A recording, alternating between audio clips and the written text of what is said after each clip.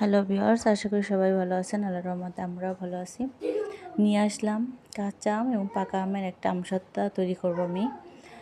আমসত্ত্বাগুলো বানানোর জন্য আমি আমগুলো সিদ্ধ করে নিয়েছিলাম। সিদ্ধ করে আমি সব কিছু একসাথে মিক্স করে ব্লেন্ডার করে নিয়েছি। ব্লেন্ডার করে এখন আমি আমগুলোর ভিতরে আমি সব কিছু দিয়ে দিয়েছি। পাঁচফোড়ন দিয়েছি, চিনি দিয়েছি, একটু ঝাল মরিচ দিয়েছি। এখন আমি আমগুলো ভালো করে আরও একদম শুকনো শুকনো করে তারপরে আমি রোদ দেবো। তো আমার আমগুলো হয়ে গেছে। কালার দেখেন, প্রথম কালারটা কী ছিল আর এখন কালারটা কী আসছে। তো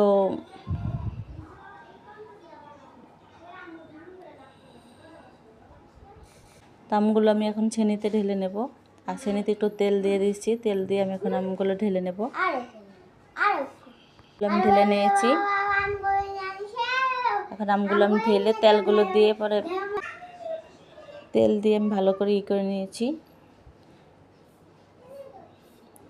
যাতে আমটা তাড়াতাড়ি করে উঠে যায়। আমগুলো আমি ঢেলে নিলাম। কালারটা কিন্তু অনেক চেঞ্জ হয়ে গেছে, মানে প্রথমে যে কালারটা ছিল ওই কালারটার চেয়েও এখন কালো কালো একটা কালার ভাব চলে আসছে। আজকে যে রৌদ্র উঠছে, অবশ্যই আমগুলো একদম শুকিয়ে করকরা হয়ে যাবে। তো ভিডিওটা ভালো লাগলে লাইক, কমেন্ট, শেয়ার করতে ভুলবেন না।